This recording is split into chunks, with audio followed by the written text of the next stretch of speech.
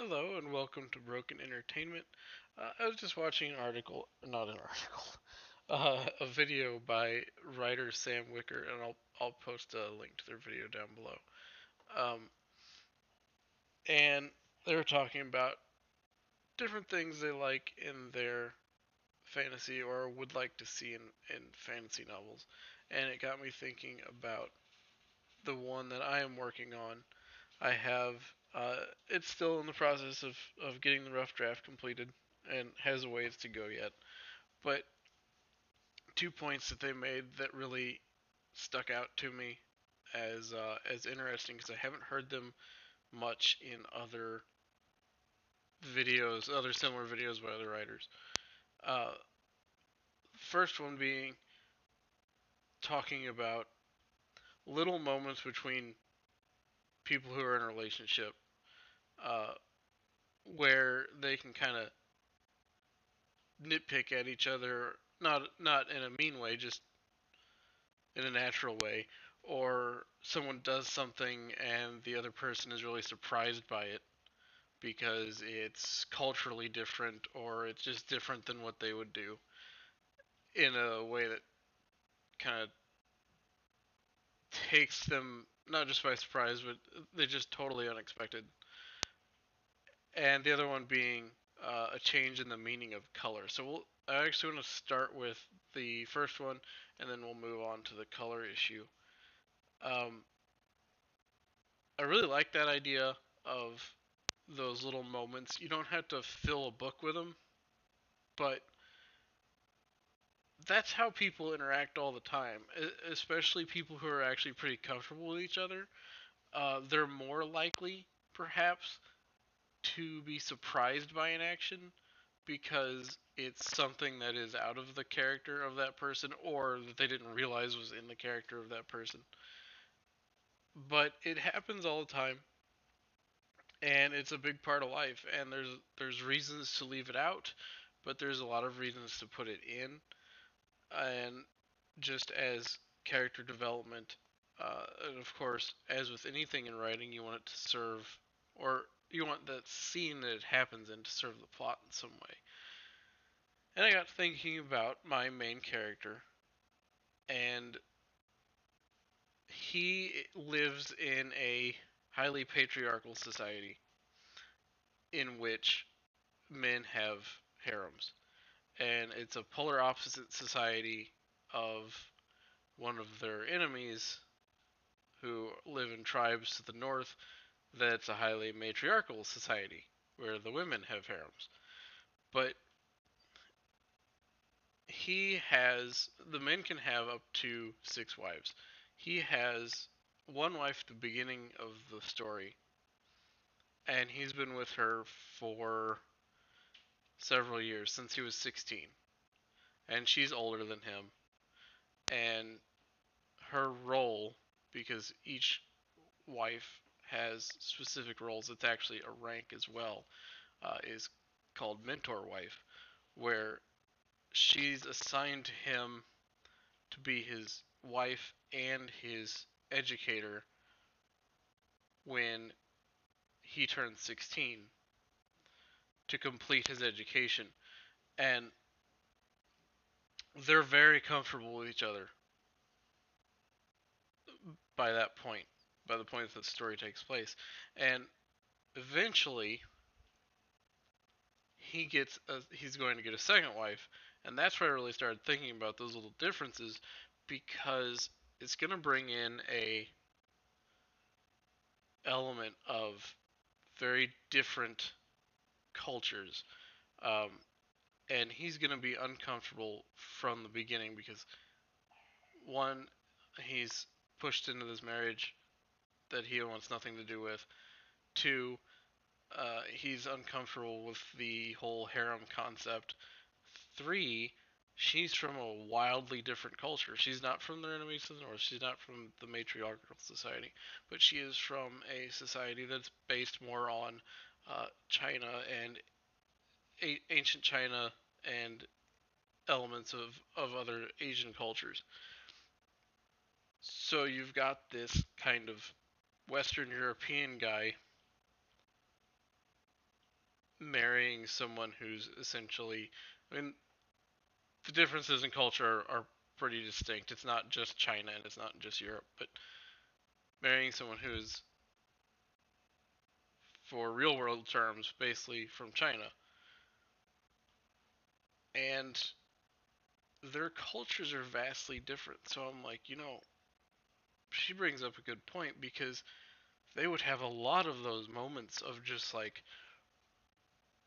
wow, you eat like that, you know, it's just little things that, and and by focusing on those some, not only can I show the character differences, but I can show world building without exposition because you're getting the differences in the two cultures by these cultural clashes, and it's another way of bringing in world building and deepening the world for the reader, immersing them into the world because it feels very natural. It's not something that feels forced. It's not long exposition, and I thought that was a great point. It's something I hadn't thought of before, but it's definitely something that's going to come into play probably a lot. Not just with those two characters, but with a lot of the characters because when it's all said and done and the characters start to come together, they're all from different cultures. There's even the people from the same country as the main character have a more conservative traditionalist worldview than he does.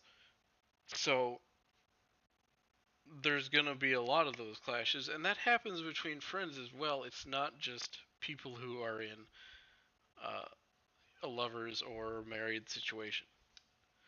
So that's something I'm gonna focus on working on a lot, I think, as I move forward. I haven't reached that point in the book yet, so it hasn't come up as much, but it's definitely something that I think is worth thinking about uh, as a writer, and something you might want to think about as well. And then on to the color thing. So the way I typically write, color is very important. Not the color of a person's skin, but colors play important roles in some cultures and in some, even just for some characters. One of the things that the main character's mentor wife does that really pisses off the king is she was supposed to change house colors when she got married, and instead she continues to wear uh, green dresses or bits of green on her clothes somewhere, which is she does as an intentional slight to the king, who's the main character's father, just because she can't stand him and he can't stand her, and it's a way she uses color.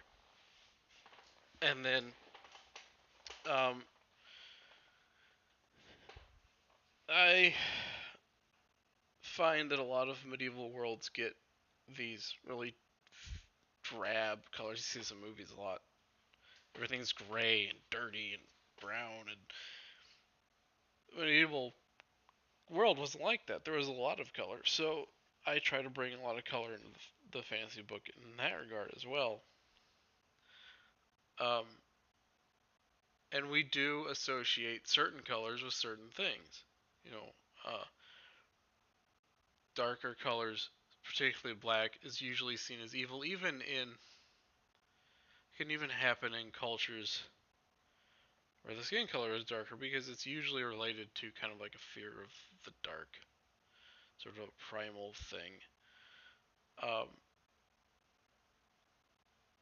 and what I do kind of depends from culture to culture. I don't go out of my way to flip color roles on their head, but I think it's definitely something to think about because color is important in our world. Why wouldn't color be important in a fantasy world? Cultures have different assignments to different colors. We view, for example, red as passionate, Blue as kind of calming.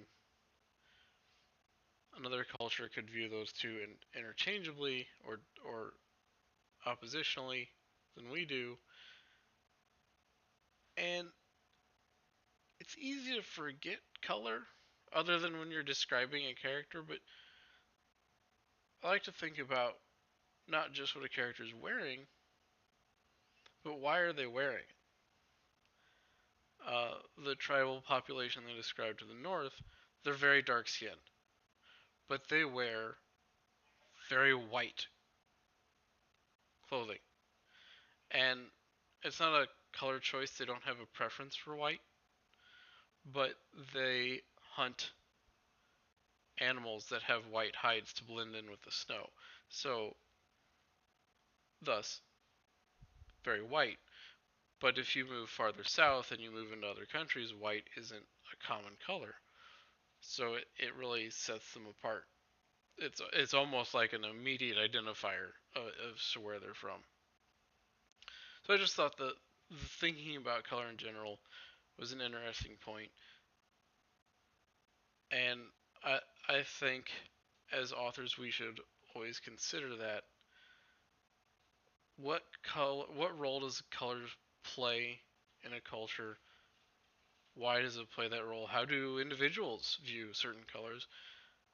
One of the gods in my setting is portrayed with the color black, but it's not he's not viewed as evil, he's viewed as neutral.